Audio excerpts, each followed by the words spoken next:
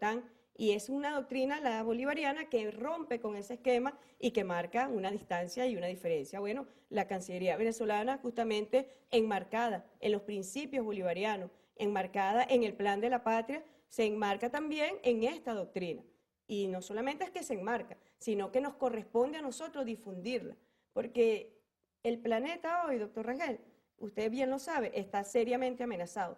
Y está seriamente amenazado justamente por esas políticas que responden más a los intereses de la industria militar, de la industria mediática, son industrias que reproducen en sí mismos el sistema capitalista, pero que a su vez le da réditos económicos y financieros, pero ¿sobre qué? Sobre la base de la destrucción del planeta. Así que la doctrina militar bolivariana también se cruza con la defensa del ambiente, con la defensa del planeta y con la defensa con un bien supremo como lo es la paz, la soberanía y la independencia. Tú mencionas a la OTAN. Resulta que nuestro vecino colombiano está llegando a acuerdo con la OTAN. Es inadmisible, es absolutamente inadmisible. Entre muchas otras razones, bueno, porque estaría violentando el acuerdo de Tlatelolco, que estaría además violentando la declaración de la CELAC de La Habana, donde se consagró esta región como una región libre de armas de destrucción masiva, libre de armas nucleares, que se consagró además este territorio como un territorio de paz, de los pocos territorios en paz que quedan en el planeta. Pero además, hay que decirlo expresamente, Colombia forma parte del movimiento de los países no alineados y uno de los principios esenciales para formar parte del movimiento de los países no alineados es que usted no puede formar parte de ningún tipo de organización de naturaleza militar y belicista, como lo es justamente el Tratado del Atlántico del Norte. De tal manera que la exigencia que ha hecho Venezuela es muy clara, nosotros no lo vamos a aceptar, no lo vamos a admitir y nosotros vamos a acudir a todas las instancias diplomáticas que correspondan para denunciar esta situación que es a todas luces inadmisible. ¿Cómo nosotros podemos admitir que existe una potencia nuclear aquí al lado nuestro, un vecino nuestro? Un vecino nuestro que además, repito, estaría violentando todos estos tratados internacionales. El diálogo. Tú has estado muy activa en ese frente, igual que Jorge, ¿no? ¿Cuál es la situación real en este momento del diálogo? La situación real, doctor, es lo que ha venido ocurriendo siempre. ¿Quién llamó al diálogo en Venezuela? Bueno, el diálogo siempre ha venido desde el alma de la revolución. En el caso concreto del presidente Maduro, llamó a un diálogo, llamó a unos acompañantes internacionales, a quienes agradecemos su presencia porque han estado toda esta semana acá facilitando, creando las condiciones y el ambiente de confianza que posibilite justamente ese diálogo. El diálogo, cuando se dieron los acuerdos muy importantes, realmente fueron acuerdos, yo diría que marcaron un hito histórico, porque imagínese usted a la oposición venezolana reconociendo y diciendo que iban a defender la soberanía de Venezuela. Pareciera algo como un chiste, pero ellos lo reconocieron y lo dijeron. Nos comprometemos a defender la soberanía de Venezuela, nos comprometemos a defender los derechos soberanos de Venezuela sobre el Esequibo. Se comprometieron también a cooperar con el gobierno nacional contra los factores que atentan de forma multiforme contra la economía venezolana. Y se dieron cuenta a los minutos, apenas habían pasado unos minutos, que se había firmado el acuerdo de convivencia pacífica y el acuerdo que contenía los 4 aspectos más importantes, se dieron cuenta que no les daba rédito político. Porque lo único que a ellos les da rédito político es la violencia, son las acciones inconstitucionales, son las acciones antidemocráticas. Y en ese momento entonces la oposición comenzó una etapa y bueno, se dedicaron a golpear seriamente al diálogo. ¿Qué hizo el presidente Maduro? El presidente Maduro fue muy firme, se mantuvo en el diálogo. En su discurso a la Nación, el 15 de enero, reafirmó su postura en el diálogo. Jorge Rodríguez, el alcalde, que es además el coordinador de la delegación del gobierno bolivariano, y yo fuimos a Roma, vimos al enviado especial del Papa, y el mensaje del Papa, como lo ratificó en presencia del presidente Maduro y de los otros acompañantes del diálogo, el nuncio Aldo Giordano, es su compromiso con el diálogo en Venezuela. Pero esa no es la posición de la Conferencia Episcopal Venezolana. Bueno, usted sabe bien cuál ha sido la posición de la Conferencia Episcopal en Venezuela, que se ha dedicado más a la acción política de desestabilización en lugar de los asuntos espirituales que debe atender.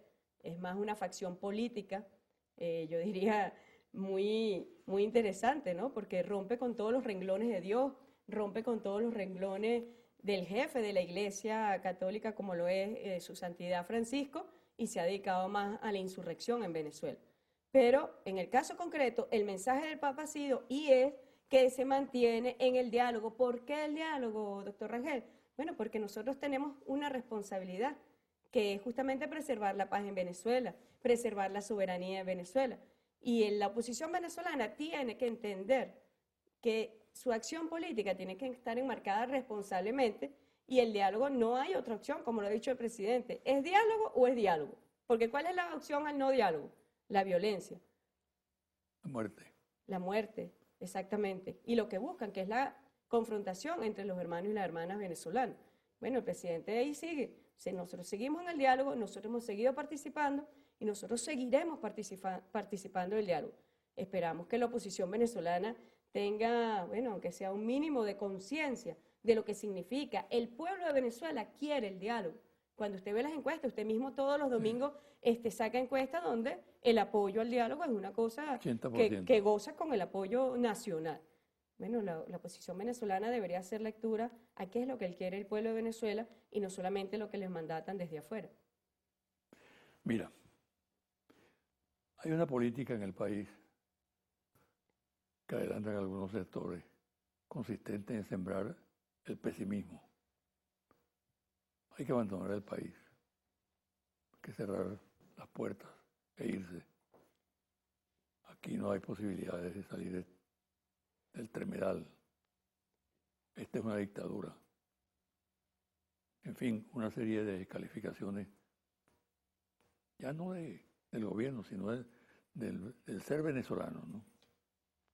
¿Qué respuesta se le debe dar a esa política? Sí, nosotros hemos venido estudiando desde la Cancillería venezolana justamente esto, porque sabemos que la agresión y los ataques no convencionales contra Venezuela ha estado marcado por etapas. Nosotros sabemos por experiencia en otros países que las guerras mediáticas preceden intervenciones internacionales.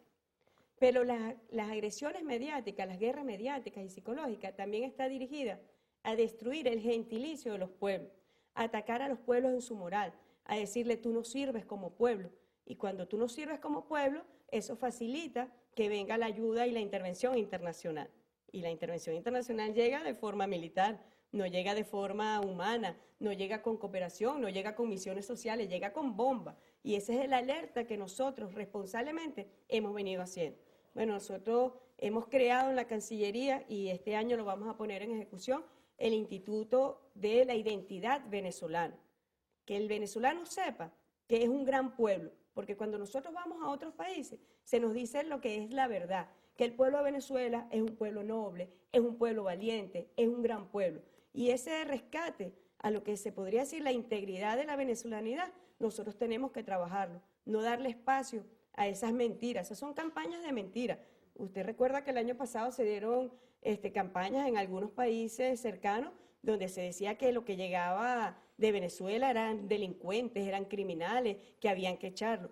Forma parte de esas mismas campañas imperiales para atacar la moral de nuestro pueblo. Y nosotros tenemos que justamente saber que las expresiones culturales, que las expresiones humanas, que las expresiones sociales, que las expresiones económicas del pueblo de Venezuela poco se dan en el mundo. Y fue uno de los grandes, cuando nosotros vemos la gesta de nuestros libertadores, de Simón Bolívar, nosotros sabemos lo que somos los venezolanos.